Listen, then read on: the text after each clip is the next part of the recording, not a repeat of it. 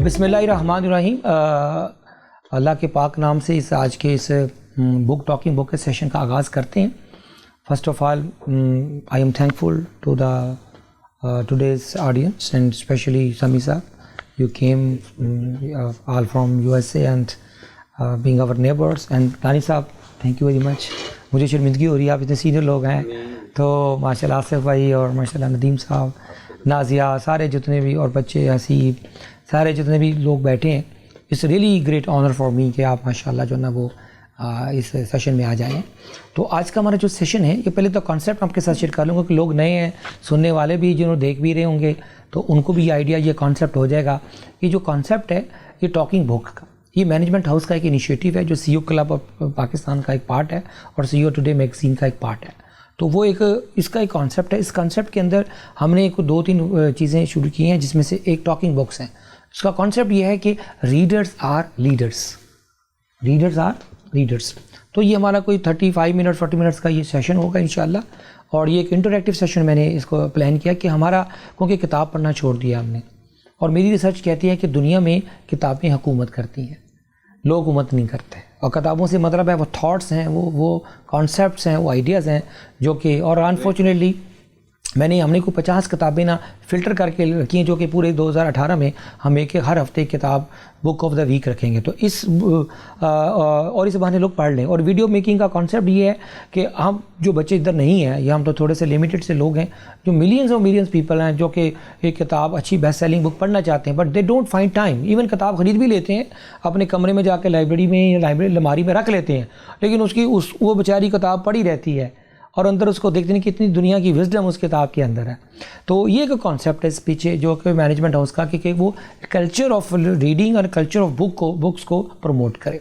तो आज जो हमने दोस्तों जो किताब हमने आज सेलेक्ट की है वो है रिच डैड पुअर डैड। एक रॉबर्ट कियोसाकी की किताब है और one of the best selling books है। 25-30 मिलियंस के करीब ये किताबें दुनिया में सोल्ड हो चुकी हैं। तो मेरा आप दोस्तों से ये सवाल है कि पहले किसी ने ये किताब पढ़ी है? Have you read the book? I can guess कि ये 2 डैड्स हैं, एक रिच है और एक पुअर है, और दोनों किस तरह से अपने बच्चों की जो ग्रूमिंग है वो करते हैं। सबसे पहले तो ये है कि कॉन्सेप्ट ये है कि एक बच्चा है 9 साल का, रॉबर्ट नामस का, और वो स्कूल जाता है पढ़ने के लिए, और भी बच्चे आते हैं स्कूल में पढ़ने के लिए। उसका एक माइक, उसका एक फ्रेंड है जो कि उस स्कूल में उसके साथ पढ़ता है। और बाकी जो बच्चे जो होते हैं, जो अच्छे खाते पीते घरों से आते हैं, इन दोनों किड्स के साथ ज़्यादातर खेलते कूदते नहीं हैं, क्योंकि ज़्यादातर ये गरीब होते हैं, ठीक है। और ज़्यादातर हमारे सोसाइटी में, तो पूरी दुनिया में क्लास सिस्टम होता है कि जैसे आप किसी गरीब का बच्चा लम्स में चला जाए या कोई अगर HSN में चला जाए, तो वहाँ के बच्चों को देख के वैसे ही बेचारे को स्ट्रेस हो जाता है कि उसका अगर बाप गरीब है तो उसका अमीर बाप का जो गाड़ी रुकती है। लिटरली मेरे एक दोस्त ने कहा कि मैं अपने बच्चे को HSN से उठा लिया। मैं कहा क्यों? कहता मेरा बच्चे ने मुझे तंग किया, भाई अभी नई गाड़ी लें बड़ी वाली। कहता मेरे फोर्स नहीं कर सकते रिसोर्सेज कि मैं अफोर्ड कर सकूँ इस किस्म की गाड़ी। तो ये माइक और रॉबर्ट ये दोनों स्कूल जाते हैं। अब जो इसका ऑथर है, जो कि बड़े होकर ये सारी स्टोरी लिखी रिच डैड के ऊपर पुअर डैड, बेसिकली क्या होता है कि जो रॉबर्ट का जो बाप है वो एक हाई एजुकेटेड आदमी, प्रोफेसर आदमी, टीचर है, लेकिन हिज क्या है, basically he is a poor person. Educated ये मॉडल है बट पुअर पर्सन। जबकि माइक जो है उसका जो बड़ा बड़ी होता है, उसका जो बाप है वो एक अपना पढ़ा लिखा कम होता है, लेकिन वो इज़ अ रिच पर्सन। अब वो जो ना अपने बाप की रिस्पेक्ट तो करता है रॉबर्ट, लेकिन क्या कहता है कि वो अपने जो होता है अपना दोस्त माइक, उसका जो बाप है उसको अपना मेंटोर बना लेता है। नहीं मेंटोर बना लेता है कि ही बिकम अपने, उसके घर आता जाता, बच्चे होते हैं, खेलते हैं। तो वो एक रियल स्टोरी है ये। तो जाके कहते हैं जी कि सर ये ना हमें जो ना आपके क्या कहते हैं कि जो ना मैंने आपसे सीखना है। तो वो फिर उसको अपनी शागिर्दी में ले लेता है उसका बाप। तो वो एक जो ना this is a story all about, यहाँ से शुरू होती है कि पुअर डैड क्या सिखाता है और रिच डैड क्या सिखाता है। हालांकि वो उसका बाप का दोस्त है, डज नॉट मीन कि उसका अपना कोई बायोलॉजिकल फादर है, वो उसका साइकोलॉजिकल फादर है और वो उसका एक बायोलॉजिकल, ये ज़रा सेम रखिए। रिच डैड सिंबलाइज करता है एक साइकोलॉजिकल फादर, और जो उसका बायोलॉजिकल फादर है वो उसका पुअर डैड है। तो आई होप कि ये आपको कंसेप्ट क्लियर हो गया। But this book is all about, ये तो उसका कंसेप्ट है ना, रिच डैड पुअर डैड, ये टाइटल, और ये बुक है चाहिए, this is a book all about. ये वो किताब है जो दुनिया की, समझ लगे कि मैं इसका प्रमोट कर रहा हूँ इस किताब को पाकिस्तानियों के लिए, क्योंकि पाकिस्तानी बहुत 99.99% ने किताब का नाम भी नहीं सुना, अगर सुना है तो पढ़ा ही नहीं है। वेरी पॉइंट समथिंग लोगों ने पढ़ा होगा ये किताब। और इस किताब हमने चूज़ करने का एक ऑब्जेक्टिव भी है, इसलिए है कि यहाँ पाकिस्तान के अंदर हर बंदा अमीर होना चाहता है, लेकिन रातों रात अमीर होना चाहता है, कोई मेहनत करके कोई अमीर होना नहीं चाहता। तो this book is all about money, this book is all about work है, ये कॉन्सेप्ट है वर्क एंड मनी का। हमारे पास पाकिस्तानियों के अंदर जो है ना हमेशा एक ऐसी कंस्पिरेसी थ्योरी चलती है कि हम अमीर होना चाहते हैं लेकिन रातों रात, इंस्टेंट मेंटालिटी है यहाँ। तो ये किताब जो है ना, जो हम आगे इसकी छोटी सी इसकी मैं नरेशन आपके साथ शेयर करूँगा, ये किताब हमेशा इनलाइटन करती है। दिस नॉट अबाउट का मनी कि आप अमीर हो जाएं, ढेर सारे पैसे कमा लो, नो। मकसद यह है कि इस किताब का जो कोर है, फिलॉसफी है, वो है फाइनेंशियल इंटेलिजेंस या फाइनेंशियल लिटरेसी। आपको पता है 7 हैबिट्स जो हमने पिछले दफ़ा उसका रिव्यू किया था ऑफ हाईली इफेक्टिव पीपल, उसके अंदर वो 4 किस्म के डायमेंशंस इंसान के शेयर करता है। एक डायमेंशन को कहते हैं IQ, एक डायमेंशन होता है EQ, एक होता है PQ, एक होता है SQ। ये 4 डायमेंशन है इंसान के। फिजिकल जो उसका क्वेश्चन है इंसान का, स्टीवन कवी 7 हैबिट्स में कहता है, और एक उसका है इंटेलिजेंस क्वेश्चन जो उसका ज़हन है, माइंड है, एक उसका इमोशन है जिसको हम EQ बोलते हैं, और एक उसका SQ जिसको सोल कहते हैं। तो ये जो रॉबर्ट कियोसाकी की ये किताब है ना, आज मैं उस किताब से रिलेट कर रहा हूँ, ये है FQ। अब ये जो चारों चीज़ों के जो ना रॉबर्ट कियोसाकी है ना, वो बड़ा प्रैग्मेटिक अप्रोच है उसकी। कहता है ये चीज़ें तो चारों डायमेंशन तो हैं, लेकिन एक्चुअली जो इंसान के जो मसले मसाइल हैं वो FQ पे आते हैं, और वो है financial quotient. FQ financial quotient कि आपका फाइनेंशियल पार्ट क्या है, बच्चों को ये सिखाया जाता है। वो ये कॉन्सेप्ट देता है इस किताब के अंदर, जो बेसिक लेसन्स हैं, जो लर्निंग लेसन्स हैं, वो ये देता है कि जो उसका जो पुअर डैड है वो हमेशा उसको 2 जुमले बोलता है, उसके कान में जुमले पड़ जाते हैं। और ये हमारा जो एजुकेशन सिस्टम है यही डालता है कि तुम्हें ढेर सारे GPA लेना है, तुम्हें ढेर सारे नंबर लेने हैं, तब तुम्हें GPA अच्छा होगा, तुम्हारे नंबर्स अच्छे होंगे, ऑटोमेटिकली तुम्हें अच्छी सैलरी वाली जॉब मिलेगी। तो this is a concept stated by a poor dad कि तुमने अच्छा GPA लेना है, अच्छी तालीम हासिल करनी है, और अच्छे क्या लेने हैं, ग्रेड्स लेने हैं, और ग्रेड्स की बेस पे तुम्हें एक अच्छी इदारे में कंपनी में जॉब मिलेगी, और तुम हर वक्त अपनी ज़िंदगी भर अपनी पी रेस के चक्कर में ही रहोगे। जबकि जो रिच डैड कहता है कि यार तुम जितना मर्जी भी आप अपना जो ना अपना नंबर नॉर्मल हो, लेकिन वो स्किल्स सीखो ज़िंदगी में जो कि स्कूल में नहीं पढ़ाए जाते, वो लेसन्स लर्न करो जो कि रवायती स्कूल में GPA के अंदर नहीं पढ़ाए जाते। असल ज़िंदगी वो है, वो उसको बताता है कि दुनिया के अंदर 1000 अगर बिलियनर्स हैं और उनमें से हार्डली कोई एक भी PhD है। इसका मतलब ये नहीं कि वो PhD को बुरा कह रहा है, इसका मतलब ये है कि वो एक रियलिटी का एक चेक दे रहा है, रियलिटी चेक कर रहा है कि ज़िंदगी के अंदर वो स्किल्स, वो एक्सपीरियंसेस ज़्यादा ज़रूरी हैं जो कि स्कूल में नहीं पढ़ाए जाते। That is the question. और वो स्किल्स क्या हैं और वो चीज़ें, वो उसका जो रिच डैड है, जो कि उसके माइक जो उसका मैंने बताया दोस्त है, उसका वो उसका वालिद है जो उसको ये लेसन्स देता है। तो ये पाकिस्तानी कॉन्टेक्स्ट में मैं इसलिए कह रहा हूँ, ये सीखना चाह रहा हूँ कि हमारे एक 2 उस्ताद थे, वो एक सर इसी हवाला भी दिया करते थे इस किताब का, डॉक्टर SM नकी। किसी ने नाम सुना है SM नकी का? आपने सुना डॉक्टर SM नकी? He is my mentor basically. वो इजाज़ निसार के मेंटोर हैं। तो वो इजाज़ निसार, मैंने उनसे BA में अपना मैंने मैनेजमेंट पढ़ा था सब्जेक्ट 20-25 साल पहले। तो वो हमें एक बात कहा करते थे, कहते थे कि wealth is not important, ability to create wealth is more important. क्या आप अपने अब्बा जी से कितने पैसे मिले ये इतना इंपॉर्टेंट नहीं है, असल चीज़ है आपके अंदर एबिलिटी टू क्रिएट वेल्थ। और ये रॉबर्ट कियोसाकी यही बात कहता है जी कि आपके अंदर वो स्किल्स होनी चाहिए जिससे आप वेल्थ क्रिएट कर सकें, और उसके लिए वेल्थ आने से पहले आपके पास उस वेल्थ की जो मैनेजमेंट है, उस मनी की जो फाइनेंशियल इंटेलिजेंस है, वो आपके पास आनी चाहिए।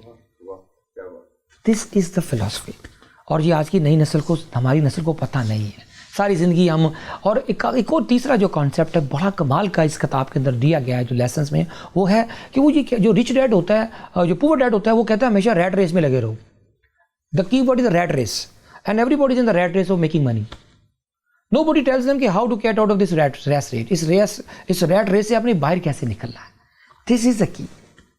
रैट रेस के अंदर what is the rat race? वही बात कि तुम इतना मेहनत करो, तुम इतना काम करो, तुम इतना पढ़ो, इतने घंटे काम करो, कितने पैसे मिलेंगे सारी ज़िंदगी। अगर कोई बंदा USA में, अमेरिका में, या आप सर रहते हैं वहाँ, सारी ज़िंदगी बंदा कर्ज़ों में रहता है, वहाँ एक मॉर्गेजेस में ज़िंदगी गुजार देता है, और सारी ज़िंदगी वो बेचारे इंस्टॉलमेंट में लाइफ गुजार देता है।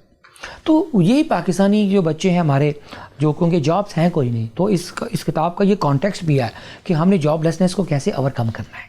दैट इज़ अनदर कॉन्सेप्ट कि जो आज के सेशन का पार्ट है, ये नहीं कि सिर्फ एक किताब का ये रिव्यू है, मैं उसके साथ कनेक्ट कर रहा हूँ कि how to overcome the joblessness in the society in Pakistan. और ये कॉन्सेप्ट अगर उसके अंदर दिमाग में अंदर उतर जाए, और ये हार्वर्ड की रिसर्च भी है, मैं इस किताब के हवाले से शेयर करना चाहूँगा कि हार्वर्ड की रिसर्च कहती है एंटरप्रेन्योरशिप के ऊपर कि अगर हमारे एक क्लास में 50 बच्चे पढ़ते हैं, एक MBA की क्लास में, BBA की क्लास में, तो आप समझते हैं कि सभी ने एंटरप्रेन्योर बनना होता है या सभी ने जॉब्स करनी है? वो कहता है, रिसर्च कहती है कि अगर एक 50 की क्लास है तो एटलीस्ट 10 लोगों ने तो एटलीस्ट रूल एंटरप्रेन्योर बनाए, 50 में से 10 को एंटरप्रेन्योर बनाए, क्योंकि एक एंटरप्रेन्योर जो होता है 5 से 10 जॉब्स क्रिएट करता है, और जो 40 बाजी जाएंगे वो जो एंटरप्रेन्योर बनेंगे उनको जॉब्स देंगे, क्योंकि ये एंटरप्रेन्योर बनना हर बंदे की केमिस्ट्री में नहीं है। ठीक है, तो उनके लिए जॉब्स कहाँ से आएंगी? वही जो अगर वो 10 एंटरप्रेन्योर सारे जॉब सीकर हो जाएंगे तो फिर मसला ख़राब हो जाएगा। तो हमें जॉब प्रोवाइडर बनना है। This is the philosophy of this book. क्या बोला जी? रॉबर्ट कियोसाकी की ये किताब है, हमें ये सिखाती है how to become a job provider rather than a job seeker. लो जी, आई गॉट ये वाला कॉन्सेप्ट यहाँ तक क्लियर होगा ये। और ये नई नस्ल का इसलिए हम मैसेज हम देना चाह रहे हैं कि नई नस्ल को हम जॉब प्रोवाइडर कैसे बनाएं, रादर देन वो MBA करके बिजनेस मैनेजमेंट पढ़ के फिर जाकर नौकरी के माइंडसेट से काम कर। No, coming to the next part, अब हम इसके आगे चलते हैं। यहाँ उसने एक मिसाल दी है रॉबर्ट कियोसाकी ने, एक बड़ी खूबसूरत, और ये उसका फेस है। ही इज़ रॉबर्ट कियोसाकी जी, जिसकी हम आज बात कर रहे हैं, जिसकी आज किताब, इसकी और भी बड़ी किताबें हैं।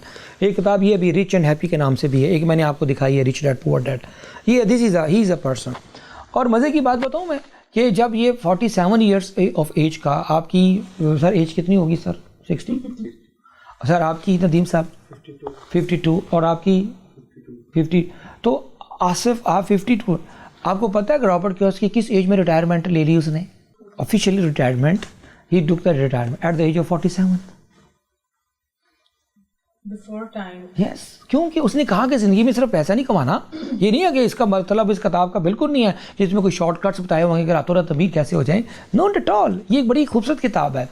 उसके अंदर ये होता है कि ज़िंदगी को एंजॉय भी करना है। और पैसे का जो कॉन्सेप्ट है ना, वो हम आपके आगे दिखाता हूँ। वो कॉन्सेप्ट ऑफ मनी बताता है कि मनी दो तरह की होती है। एक वो मनी होती है जो हम अर्न करते हैं, एक होती है पोर्टफोलियो मनी। आपको पता है what is the difference between earned money and portfolio money? Earned money होती है जो आपने सुबह 8 घंटे काम किया सर, शाम 9 से 5 बजे, तो वो आपने जो पैसे कमाए हाथ सब वो है अर्नड मनी। हम इस अर्नड मनी के ऊपर ही फंसे रहते हैं। एक होती है पोर्टफोलियो मनी। पोर्टफोलियो मनी होती है जो हमने इन्वेस्टमेंट्स की होती हैं। और कहता है कि सारे जो हम आम लोग हैं, जिसलिए पुअर गरीब हमेशा गरीब रहता है, क्योंकि वो पोर्टफोलियो मनी को कंसेप्ट को समझता नहीं है। और बुनियादी जो इस किताब के अंदर जो खूबसूरती है, जिसके मुख्तलिफ चैप्टर 1, चैप्टर 2, चैप्टर 3 में मैं उसको क्योंकि कंसोलिडेट करके आपको उसकी लेसन्स दे रहा हूँ, क्योंकि किताब आप लोगों ने खुद पढ़नी है इसकी डेप्थ के लिए। वो ये कहता है कि इस किताब का जो खूबसूरत पार्ट है वो एक कॉन्सेप्ट देता है, क्योंकि अगर आपने अपनी फाइनेंशियल लिटरेसी का जो वो 2 हिस्सों में तकसीम करता है, एक कहता है इनकम एंड एक्सपेंस और एक कहता है एसेट एंड लायबिलिटी। ये वो कंसेप्ट्स हैं जो हम समझते थे किसी चार्टर्ड अकाउंटेंट्स का काम है या किसी बैंकर्स का काम है। कहते हैं ये हर आदमी का काम है, हर बच्चे को माँ बाप का फ़र्ज़ है कि सिखाए कि एसेट एंड लायबिलिटी क्या होते हैं और इनकम और एक्सपेंस क्या चीज़ है। मिसाल के तौर पे नाज़ी, आपके पास गाड़ी है, ठीक है जी, और वो गाड़ी आप यूज़ कर रहे हैं, ये गाड़ी आपका एसेट है कि लायबिलिटी है? Liability and asset both हैं। कैसे? because definitely the value of the car is the asset, but whatever I'm spending on it, on the repair, on the tires, on the fuel is my liability. Yes, ये पूरी किताब का जान है ये concept. Financial literacy आ ही नहीं सकती बच्चों में, नई लोगों में, अगर वो एसेट एंड लायबिलिटी का कॉन्सेप्ट को ना समझें। रॉबर्ट कियोसाकी के मुताबिक एसेट वो चीज़ है जो कि the money, anything which brings money into your pocket, और लायबिलिटी वो चीज़ होती है कि जो which takes money out of your pocket, आपकी जेब से पैसे वो निकाल ले। जो गाड़ी और मकान की एग्जांपल दिया कि वो मकान जो है नाज़िया जी, जिस मकान में हम रहते हैं, आम रूटीन में दुनियादारी के ज़बान के बीच में हम अपने आप को उसको एसेट कहते हैं, जबकि वो फाइनेंशियल की जो आपकी रिपोर्टें बनेंगी उसमें एसेट ही आएगा। लेकिन रॉबर्ट कियोसाकी कहता है कि वो लायबिलिटी है। एसेट वो होता है कि आपके पास एक 2 घर हैं जिसमें आप रहते नहीं हैं, उसका रेंटल आ रहा है, वो है आपका एसेट, जिससे आप अपने एक्सपेंसेस मीट कर रहे हैं। वो कहता है कि आम आदमी का कॉन्सेप्ट होता है कि हमने जितने पैसे कमाए उतने हमने खर्च कर लिए, तो ये हमारी लायबिलिटी है। असल क्या होता है, कहते हैं अपने एक्सपेंसेस को आप कंट्रोल करें, ये नहीं कि आपके पास पैसे ज़्यादा आ जाएं तो आप स्पेंड थ्रिफ्ट हो जाएं, ढेर सारे पैसे खर्च करें। तो ये कंसेप्ट ऑफ मनी जो है ना, हमें क्योंकि मुसलमान होने की हैसियत से हम हर चीज़ होती है ना अल्लाह पे छोड़ देते हैं। अल्लाह ताला ने हमें ज़हन दिया, मैनेजमेंट तो अल्लाह ने हमें रिसोर्सेज की हमें दी हुई है, बाकी जो तकदीर में जो लिखा हुआ वो तो उसको हम डिनाई नहीं कर सकते। तो ये एक इंटेलिजेंस है, फाइनेंशियल इंटेलिजेंस, इसके अलावा कुछ नहीं है। This is a book. और इसके बाद एक एग्जांपल देता है बड़ी प्यारी, वो मैं आपके साथ शेयर करूँगा रॉबर्ट कियोसाकी की, क्योंकि आप किताब एक पढ़ेंगे तो ये उसके की लेसन्स है जो मैंने आपके लिए उसके कंक्लूड किए थे, निकाले थे उसमें से। वो कहते हैं खातून मुझे मिली, एक मैं कहीं सिंगापुर गया हुआ था कि किसी मुल्क का ट्रेवल था, वहाँ एक मुझे एक खातून मिली, शी वॉज़ अ राइटर, और वो मुझे बड़े अरसे से मेरी तमन्ना कर रही थी कि शी वॉज़ विशिंग कि to meet with the Robert Kiyosaki. तो एक दिन मुझे हम किसी होटल में हम मुलाकात हो गई, तो वो उसने मुझसे कहा जी मैंने आपका इंटरव्यू करना है। तो मैंने कहा कर लो। इंटरव्यूज़ के बाद उसने कहा जी कि मैं भी राइटर हूँ और मैंने इंग्लिश लिटरेचर में मास्टर्स किया हुआ है ऑक्सफोर्ड से, कैम्ब्रिज से ना, लंदन से, और मेरी अंग्रेज़ी बहुत अच्छी है, मैं भी किताबें लिखती हूँ, लेकिन I am not a best seller. मेरी विश है कि मैं भी बेस्ट सेलर राइटर बनूँ। तो रॉबर्ट साहब आपकी किताबें तो बेस्ट सेलिंग दुनिया में बिकती हैं और करोड़ों रुपए या मिलियंस ऑफ डॉलर्स आप तो सिर्फ किताबों से अर्न कर लेते हैं, क्योंकि बेस्ट सेलिंग बुक्स की पूरी मार्केट है दुनिया में जो ना। तो मेरी किताब बेस्ट सेलर नहीं बन पाती, मैं तो still I am working with किसी न्यूज़पेपर के साथ काम कर रही हूँ, जॉब कर रही हूँ। तो रॉबर्ट कियोसाकी कहता है जी अच्छा आप क्या कहते हैं, कहते हैं मुझे को आप कोई नसीहत करें। तो कहता है जी अच्छा आपको एक नसीहत ये है कि आप एक क्या कह रहे हैं कि एक सेल्स की ट्रेनिंग अटेंड करें या सेल्स का कोर्स करें। ओ खातून शी गॉट ऑफेंडेड, कहती ये क्या बात करी, मैं तो लिटरेचर की तालिब इल्म हूँ और मैं तो राइटर हूँ और मैं तो सेल्स, आई हेट सेल्स। तो कहता जी कि यही बात है कि अगर आप सेल्स पढ़ेंगी तो आप अपनी उसकी स्ट्रेटजीज पढ़ेंगी कि आप अपनी किताब को कैसे, अपनी प्रोडक्ट को कैसे मार्केट कर सकती हैं। जब आप ये पढ़ेंगी नहीं तो आप बेस्ट सेलर नहीं बन सकती, तो इसलिए आपको सेल्स पढ़ना पड़ेगा। तो दैट वाज द थिंग्स कि जब तक हम अपनी उस सब्जेक्ट को जो हम करना चाह रहे हैं अगर हम वो नहीं करेंगे, हम सिर्फ, और मेरे पास एग्जांपल दे रहा हूँ मैनेजमेंट हाउस, क्योंकि एक लर्निंग एग्जीक्यूटिव सेंटर है, डेली मैं 2 से 4 बड़े टॉप क्लास के ट्रेनर से मुलाकात करता हूँ, कंसल्टेंट्स आते हैं आसफ साहब, वो आगे यही कहते हैं कि जहाँ साहब एक मेरे पास बड़ा अच्छा प्रोग्राम है, मैंने ऑक्सफोर्ड से पढ़ा है, मैंने कैम्ब्रिज से पढ़ा है, मैंने हार्वर्ड से पढ़ा है, मेरा एक प्रोग्राम आप अपनी मैनेजमेंट हाउस के प्लेटफॉर्म से लॉन्च कर दें। तो मैंने कहा जी कि अच्छा बिल्कुल कर देते हैं। तो मैंने कहा आप इतने ज़्यादा इंटेलिजेंट हैं, इतने काबिल हैं, आप खुद क्यों नहीं कर लेते, थोड़ी सी वर्किंग कर लें, गूगल का ज़माना है, डाटा कलेक्ट करें, कुछ 150 कंपनियों के नंबर का कांटेक्ट लें और अपना प्रोग्राम उनको सेल करें जाके। नहीं ये काम नहीं मैं कर सकता। तो मैंने कहा जो बंदे अपनी प्रोडक्ट बना सकता है, अपना कोई कोर्स डिज़ाइन कर सकता है तो उसको सेल भी कर सकता है। नहीं ये नहीं करना आता, ये मेरा एरिया नहीं है। तो मैंने यही उनको मैं उनको एग्जाम्पल ये किताब की गिफ्ट करता हूँ कि आप पहले ये किताब पढ़ लें, रिच डैड पुअर डैड, उसने ये मिसाल दी हुई है कि आपने कहा। No coming to the next part, यहाँ तक तो I think is clear sir जी।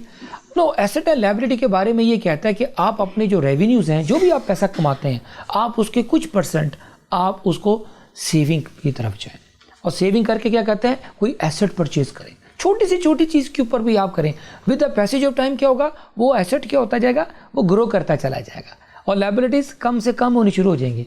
जितना ही लायबिलिटीज़, और आपका कहते हैं जी कि बड़ी खूबसूरत बात कहता है कि हमारा जो स्ट्रेस लेवल होता है ना, वो हमारे इनकम और एक्सपेंस के साथ बड़ा रिलेट करता है।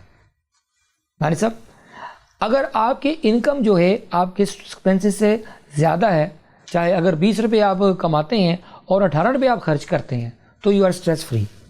और जिस दिन आपके 20 रुपये अगर कमाए और 22 रुपये आपने खर्च कर दिए, तो you will be under stress, और वो आपकी सेहत और आपकी जहन और आपकी घर, आपके रिलेशनशिप को ख़राब करता है।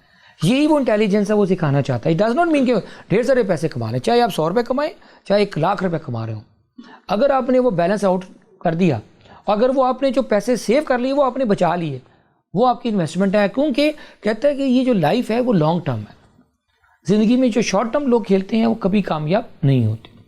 फिर एक और जो चीज़ जो उसके अंदर वो रॉबर्ट कियोसाकी जो इसकी मैंने इसकी एग्जीक्यूटिव समरी आप लोगों के लिए तैयार की, उसके अंदर एक बड़ा खूबसूरत सी वो चीज़ शेयर करता है कि 2 चीज़ें बड़ी इंपॉर्टेंट हैं जो कि इंसान को एक ये स्किल्स डेवलप करने में, फाइनेंशियल इंटेलिजेंस डेवलप करने में वो आगे हायल होती हैं। एक होता है फियर और एक होता है ग्रीड। क्या बोला जी? आप कभी गौर करें कि जो चीज़ हमें रोकती है आगे ग्रो करने से, वो सबसे बड़ा हमारा सेल्फ डाउट्स हैं। वो कहता है कि सेल्फ डाउट्स जो होते हैं ये हमारे सबसे बड़े दुश्मन हैं, and our comfort zone is our biggest enemy. So this is a critical, कहते हैं जब तक आप इसको ओवरकम नहीं करेंगे। मिसाल के तौर पर मैं अगर अपनी पर्सनल एग्जांपल दूं, ये रॉबर्ट कियोसाकी की किताब तो मैंने अब जाके पढ़ी कि जब मैंने जॉब छोड़ी और जब मैं अच्छी भली सिविल सर्विस है, उसके बाद नेशनल बैंक और स्टेट बैंक की जॉब्स की, तो मेरे पास एक लाइन लिखी होती थी मेरे टेबल के शीशे के नीचे। वो लाइन मैं अक्सर उसको तावीज़ की तरह पढ़ता था, और ये आज मैं जब रिच डैड पुअर डैड का मुताला कर रहा था, इसकी समरी तैयार कर रहा था, तो मुझे वो लाइन बड़ी याद आ रही थी। वो आज मैं आपकी नज़र करता हूँ।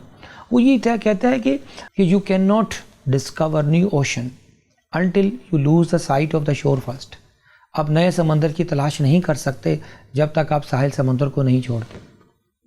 हमारा अलमिया ये है कि हम साहिल समंदर का मतलब है हम कंफर्ट में रहना चाहते हैं, हम फियर्स में होते हैं कि अगर मैं साहिल छोड़ दूंगा तो पता नहीं मैं कहाँ चला जाऊँ, मैं कहीं डूब ही ना जाऊँ। तो एक हमारी सोसाइटी जो पाकिस्तानी, क्योंकि हमारा एक ऑब्जेक्टिव ये भी है किताब के साथ जॉबलेसनेस को ओवरकम करना, तो हमारा सबसे बड़ा प्रॉब्लम है सोसाइटी का वो हमारा माइंड सेट है।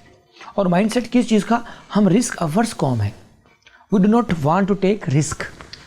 कहता है कि आप जहाँ इन्वेस्टमेंट करें, जहाँ काम करें, आपको वहाँ रिस्क लेना पड़ता है। जॉब जो होती है, और ये हदीस पाक भी है अपना आसिफ भाई, कि कहते हैं कि 9 हिस्से जो रिस्क है वो आपका तजारत में रखा गया है, ट्रेड में रखा गया, ऐसे ही है जी। और एक हिस्सा हमारा जो नौकरी में हम अपनी बार्टर खुद ही कर लेते हैं, सौदा कर लेते हैं अल्लाह के साथ, कि वो हमारे अंदर वो, क्योंकि नबी पाक सल्लल्लाहु अलैहि वसल्लम जो थे उनका जो मॉडल है एज एंटरप्रेन्योर वो हमारे सामने मौजूद है। तो ये एक बड़ा इम्पॉर्टेंट जो था ना पॉइंट था, सेल्फ डाउट्स को ओवरकम करना। उसके बाद दूसरी चीज़ है ग्रीड को, डिज़ायर को कंट्रोल करना। ये नहीं है कि आप ढेर सारे पैसे के चक्कर में आप बिल्कुल ही नुकसान कर बैठे, इसलिए वो कहते हैं शॉर्ट टर्म गेंस की तरफ नहीं जाए, लॉन्ग टर्म गेंस की तरफ जाए। लॉन्ग टर्म जो प्लानिंग होती है ना वो आपको पे ऑफ करती है एक पॉइंट की जा। इसलिए वो कहता है मैंने 24-25 साल की उम्र में अपना काम शुरू कर दिया और 47 साल की एज में जाके मैंने फिर अपने आप को रिटायरमेंट ले ली बिजनेस से। फिर मैंने उसका एक ऐसा सिस्टम डेवलप कर दिया, अपना एक हायर कर लिया CEO अपनी कंपनी का, वो जाके मेरी कंपनी को देखता था। He was responsible my profit and loss for my business, और वो मुझे रिपोर्ट, जैसे आपका वारन बुफे है, आपको पता है कि वारन बुफे की कितनी कंपनियां हैं sir? Any idea rough idea? 30+। उसकी दुनिया के अंदर 600 कंपनियां हैं, है जी, 1000 बल्कि करीब है, लेकिन 600 से प्लस मुझे पता है, 600+ कंपनी है जी। और वो 3 कमरों के एक छोटे से अपार्टमेंट में रहता है, एक पुरानी सी उसकी गाड़ी है।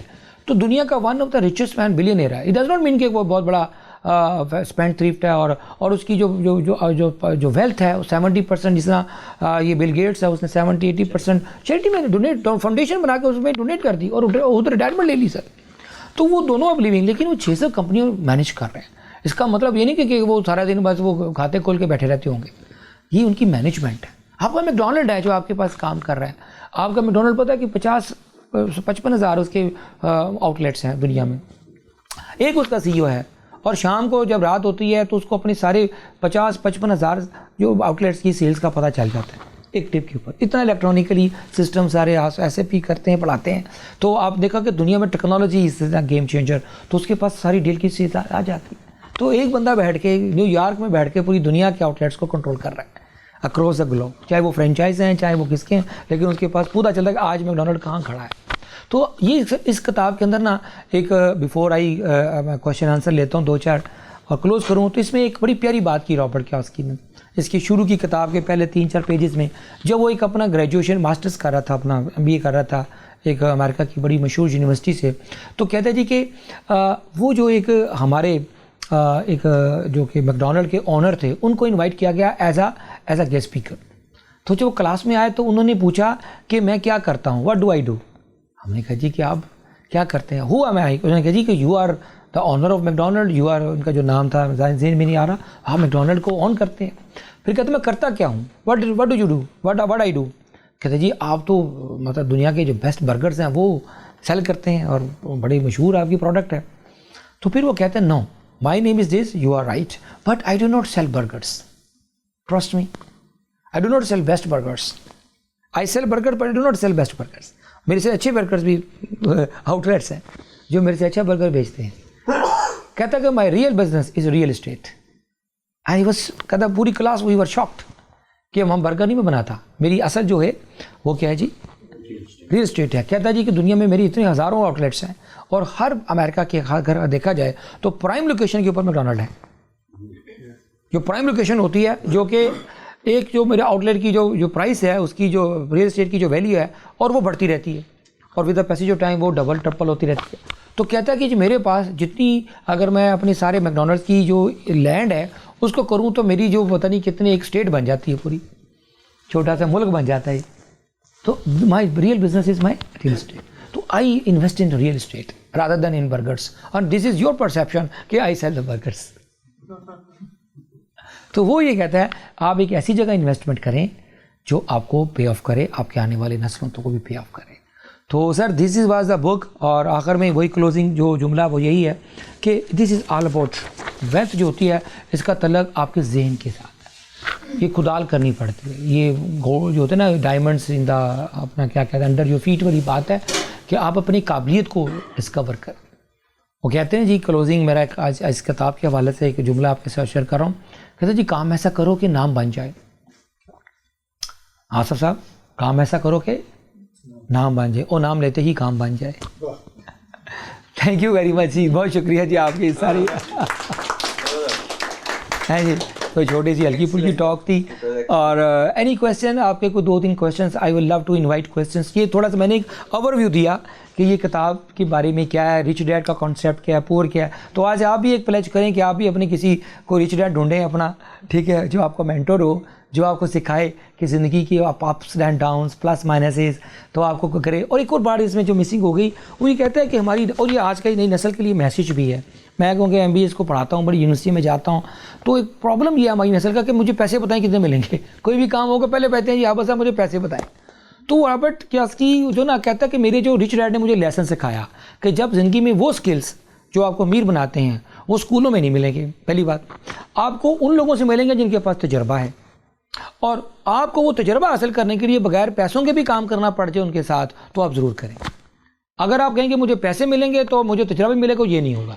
तो कहता है कि हमने रिच डैड जो उसके, हमने जाके 3 महीने हमने इंटर्नशिप किया आपके उनके बेटे के साथ, मैंने अपना 3 महीने किया, हमें बिल्कुल पैसे नहीं मिलते थे, और हम चीखे मारते थे। को लोग हमें कहते थे जो कोई बेकार का काम करवा रहे हैं, इनको पैसे भी नहीं देते हैं जी। शफक जी, हमारे पास भी यही होता है ना हाल, कि कहते हैं जी हमें काम करवाते हैं, हमें पैसे नहीं देते हैं। नाजिया, तो ये एक वो लर्निंग है। हम कहते हैं कि हम CEO क्लब को बच्चों को कहते हैं आए अपना इंटर्नशिप हमारे साथ करें, ताकि ये बच्चे को सीखें। कम से कम मैं 99% अगर MBA लाम्स की क्लास में भी चलाऊंगा ना, या किसी और बड़ी यूनिवर्सिटी में भी, मैं सवाल पूछूंगा ना, यार आप रोज़ पेप्सी पीते हैं, इस पेप्सी के CEO का नाम क्या है? समी साहब, 99% को पेप्सी तो पीनी आती है, CEO का नाम नहीं पता। ये नहीं पता कि इस कंपनी का हेड कौन है। पाकिस्तानी CEO की बात करो तो हमारे बच्चों को बिल्कुल वो स्किल्स नहीं डेवलप किए जाते, सिखाई जाती वो इन्फॉर्मेशन जिससे वो अपना ग्रो कर सकें, एक्सपोजर ले सकें। With this words, thank you very much. हाँ जी, एनी क्वेश्चन? सर क्वेश्चन ये था कि विल की बात की आपने, तो सर विल को कैसे क्रिएट करें अपने अंदर और उसको हम आगे लेके चलो, लीड करें उसको। हाँ भाई, आपका नाम क्या है? वकास रज़ा। वकास ने बड़ा ही खूबसूरत क्वेश्चन किया है। इसका छोटा सा मुख्तसर सा मैं जवाब दे देता हूँ कि वकास ये होता है कि इंसान जो है ना, वो प्रोडक्ट है अपने सर्कमस्टांसेस का और अपनी एक्सपीरियंसेस का, याद रखिएगा, और अपने तजुर्बों का। हम प्रोडक्ट है ना। आज से अगर आप अपनी एक्सपीरियंसेस और अपने सर्कमस्टांसेस चेंज कर लें तो आपकी विल चेंज हो जाएगी। कैसे? कि आप जिन लोगों पे उठते बैठते हैं जो हाईली एनर्जाइज्ड हैं, आप एक इसको कहते हैं लॉ ऑफ अट्रैक्शन, ये लॉ ऑफ फ्रेंडशिप है, लॉ ऑफ एसोसिएशन भी कहते हैं। आप किन लोगों के साथ, अगर आप डिमोटिवेटेड लोगों के पास बैठेंगे तो जो विल होगी वो भी आपकी निकाल लेंगे। आप उन लोगों के पास बैठे जिनकी विल पावर बड़ी स्ट्रांग है, और आप नहीं भी उनके साथ, कहते हैं फूल वाले शेख सादी का जुमला है, फूल वाले के पास बैठेंगे ना, फूल नहीं भी खरीदेंगे तो खुशबू आएगी ना, आपके अंदर आएगी ना। और अगर आप कोयला खरीदने बेचने वालों के पास जाकर दोस्ती बना लें और ये कहेंगे जी मैं तो कोयला तो नहीं खरीदता ना, मेरा तो काम नहीं, मैं लेकिन दोस्त है मेरा कोयले वाला है, तो आप नहीं भी चाहते हुए सब कॉन्शियस लेवल पे वो काला का आप लगवा के आ जाएंगे। तो विल जिसके पास होगी उसके पास बैठे तो वो आगे तो विल आ जाएगी। जी सर। मेरे एक दोस्त थे, वो विनीपेग यूनिवर्सिटी में पढ़ते थे कनाडा में ना, तो वो उनको टीचिंग के लिए एक बंदा आया, रॉजर्स कंपनी, बहुत बड़ी $1 बिलियन कंपनी है, उनके CEO आए, तो वो पढ़ाते थे। तो कहते मैं बड़ा परेशान हूँ। एक दिन मैंने उससे पूछा कि सर आपको तो मिलते हैं कोई $50 या $60 पर आवर और आपकी सैलरी तो मिलियंस में, then why you come here for just teaching? वो तो 3 घंटे की जो क्लास है $150 मिला आपका आने जाने का टाइम और क्लास में। तो उसने एक बड़ी अच्छी बात की, उसने कहा कि सीईओ के लेवल तक पहुंचने के लिए वो nobody is CEO from the first day, you work hard then you will be at that position. तो उसने कहा कि एक वक्त था कि मैं सोसाइटी का पार्ट था, इसी सोसाइटी ने मुझे अपलिफ्ट करके सीईओ बनाया। वाह, ठीक है, आज जब मैं सीईओ बन गया हूँ तो I have to give back to society. हमारे अंदर जो सबसे बड़ा फ्लॉ है, हम लोग जो बन जाते हैं वो सोसाइटी को बैक नहीं करते, या वो घर चले जाते हैं, या उनके अंदर वो हम्बलनेस लेवल वो ख़त्म हो जाता है कि अंदर वो एरोगेंट इतने हो जाते हैं कि वो मिलना भी पसंद नहीं करते। एक्चुअली होता है कि जब ये लोग, मतलब मैंने उनकी बात सुनी तो मुझे अच्छा लगा कि ये सोसाइटी को गिव बैक होता है। मुझे बड़ी खुशी है कि आप वो काम कर रहे हैं, कि हमने जो लर्न किया, जो अपने एक्सपीरियंसेस हैं, जो आपका, देखिए आपने एक हार्ड वे से लर्न करते हैं। जब आप कोई चीज़ हार्ड वे से लर्न करते हैं, दूसरे बंदे को उसी प्रोसेस में नहीं डालना चाहिए। True, you should give back, that is our job, that we have to give back to society. Thank you very much sir, thank you Sameer साहब, बहुत शुक्रिया। हाँ जी, एनी क्वेश्चन? अच्छा, I just wanted to share one story. मैं last week एक Fortune magazine में एक स्टोरी पढ़ा था। It was about George Foreman की। He was a heavyweight champion और बॉक्सिंग चैम्पियन था, और मोहम्मद अली से 1974 में जो चैम्पियनशिप थी वो बंदा हारा था, और वो आज बंदा जो है बिलियनियर है। मोहम्मद अली की डेथ भी होगी, पार्किंसंस डिसीज़ से डेथ होगी, उसको प्रॉब्लम हो गई, इतने ज़्यादा हो गए, and he is still a fit person. 34 cars उसके पास, name the model and he has the cars. He can you name the model and I have the car, मेरे गराज में खड़ी हैं। और इतना बड़ा उसका फार्म हाउसेज है, उसके बिजनेसेस हैं, सारी चीज़ें हैं। उसने कहा 3 चीज़ों पे मैं बिलीव करता हूँ, I would like to share with everyone. वो कहता है कि ये है कि नेवर एवर स्टॉप अर्निंग। हम सुनते हैं ना, नेवर एवर स्टॉप लर्निंग। वो कहता है I am still in 70s और 67 ईयर्स की एज में, क्या कहता है, नेवर एवर स्टॉप अर्निंग। कहता है तो मनी का जो कॉन्सेप्ट है ना, what he actually portraying that, कि money is not to be saved, money is to be spend. तो आपने स्पेंड करना है। अगर आपने सेव कर लिया और आपने सोच लिया कि मैंने बहुत है, मैं रिटायरमेंट ले लूँ और मैं ये चीज़ें कर लूँ, तो फिर आप ख़त्म हो जाएंगे। जब तक आप स्पेंड नहीं करते, और स्पेंड करने के लिए आपके पास आपने जनरेट करते रहना है। और उस बंदे की जो एक चीज़ बड़ी खूबसूरत लगी ना, कि वो एवरी डे, उसका ये नहीं कि वो पूरे 7 दिन अपने बिजनेस को लुक आफ्टर करता है। कहते हैं just only the Tuesday that day I look after all my businesses, not every day. Saturday Sunday में चैरिटी वर्क करता हूँ, जिसमें सर बता रहे हैं। वो कहते हैं मैं हर चर्च में जाके, हर जगह पे जाके बच्चों को पढ़ाता हूँ, सबके साथ जाता हूँ, अपनी बेगम के साथ जाता हूँ। वेडनेसडे मैंने पूरा दिन अपनी बेगम के साथ रखा हुआ स्पेंड करने का, सुबह से लेकर शाम तक उसके साथ कुकिंग भी करूँगा, उसके साथ बैठूंगा भी, उसके साथ गप्पे भी मारूंगा, बाहर गोल्फ पे भी जाएंगे, जा करेंगे। और कहते हैं इस चीज़ ने मुझे इतना, क्या कहते हैं, फिजिकली भी फिट रखा है, इमोशनली भी फिट रखा है, हर चीज़ में फिट रखा है। मैं जस्ट इसलिए कंपेयर करूँ कि Muhammad Ali was a champion at that time. और कहता है वो मैं वीडियो आज भी देखता हूँ ना, तो मुझे हर सेकंड में ये फील होता है कि I was going to win that match, but I failed that.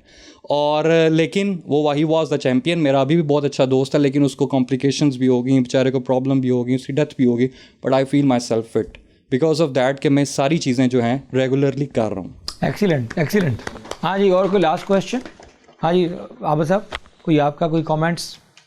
नहीं, असल भाई ने जो बात की थी ना, उसको थोड़ा सा मैं ऐड, ये थोड़ा उसको फर्दर ऐड करना चाहूँगा। वो एक किसी दोस्त ने एक क्लिप पे भेजा था, वो इतना ज़बरदस्त था जो लर्निंग के पॉइंट ऑफ व्यू से, and I really feel motivated यार, कि उसमें वो एक बच्चा था, 2 बच्चे खेलते हुए, एक ज़रा बड़ा बच्चा था, एक छोटा बच्चा था। किसी जगह गए तो एक बच्चा, बड़े वाला बच्चा कुएं के अंदर गिर गया। जब वो गिर गया तो छोटे बच्चे को देख के उसके समझ नहीं मैं क्या करूं इसके साथ, तो एक डोल नज़र आया, एक रस्सी साथ, अब फेंक दिया। वो उसका वज़न उठाना उसकी कैपेसिटी नहीं थी, बट उसने ज़ोर लगाया, खींच के उसने इवेंचुअली उसको बाहर निकाल दिया। जब वो अपने बुज़ुर्गों के पास वापस आए ना, तो एवरीबॉडी वाज अमेज़ कि ये क्यों हो गया और कैसे हो गया। तो जो उनके जो बुज़ुर्ग थे ना उस इलाके के, या उनके जो अपने जो बुज़ुर्ग थे, उन्होंने एक बात की, उनका ये सिर्फ इस वजह से जीत गया कि उसको फियर नहीं था, फियर ऑफ लूजिंग नहीं था, उसको था कि मैंने करके दिखाना है। जो ठान लेते हैं ना कि मैंने करके दिखाना है, यस वी कैन डू, तो ये चीज़ जो है, ये अल्लाह की रहमत भी आपके साथ शामिल कर देती है, and you feel your self aligned, कि अपने आप को खुद ही फिर नेचुरली आप अलाइन कर लेते हैं यार, फिर तो व्हाट मे कम। जब फियर से निकले ना, तो फिर वही आप वाली बात जो आपने वो इतनी बड़ी बताई कि समुंदर के किनारे पे, साहिल पे खड़े होकर ज़रा छोड़ के देखो ना, इसी चीज़ को एक बड़े मैं अपने रियल टाइम बता रहा हूँ। एक बहुत बड़े चनियोटी शेख हैं, तो उन्होंने मुझे ये कहावत सुनाई थी कि मेरे कैरियर में, कहते यार पिछली पौड़ी छड़ से तो अगली पौड़ी चढ़ से, कि आप जब पिछला स्टेप छोड़ते हो ना फिर अगला step पकड़ते हो। हाँ फिर अपना छोड़ दो और अल्लाह की ज़ात पे एतमाद रख के आप अहमद भाई, मैं आपकी इस बात को बड़ा करता हूँ, इस बात को मैं बड़ा करता हूँ कि एक ये मैं अक्सर कहानी सुनाता हूँ आज के इस कॉन्टेक्स्ट में, क्योंकि आप लोग अपने आए हैं। एक मेंढक था दानिश साहब, तो एक रेस लगी मेंढकों की, तो एक समिट बन गया मीनार, उसके ऊपर उन्होंने कहा जी कि आपने उसके समिट पे चढ़ना है, यानी कि पीक को टच करना है, तो और उसको लुब्रिकेट कर दिया गया ऑयल के साथ। अब सारे मेंढक दौड़ में थे कि ऊपर चढ़ते थे वो फिसल के फिर नीचे आ जाते थे, ऊपर चढ़ते थे फिसल के नीचे आ जाते थे, और सारे 40-50 जो मेंढक थे उनको मोटिवेट कर रहे थे कि तुम चढ़ो, दूसरे कहते तुम नहीं चढ़ सकते, बड़ा मुश्किल है। खैर वो क्या हुआ कि एक जो था उसमें से कोई दीवाना किस्म का मेंढक था, वो चढ़ गया और उसने अपना अवार्ड ले लिया। जब वो अवार्ड विनिंग पोस्ट पे आके खड़ा हुआ तो एक जर्नलिस्ट ने क्वेश्चन किया, सर आपका सीक्रेट ऑफ सक्सेस क्या, आपने इतनी मुश्किल गेम जीत ली? तो उसने कहा जी I don't know my secret but I know one thing, I am a deaf. मुझे ये नहीं पता मैं तो बेरा हूँ, मुझे ये नहीं पता कि तुम नहीं चढ़ सकते, मैंने सुना ही नहीं।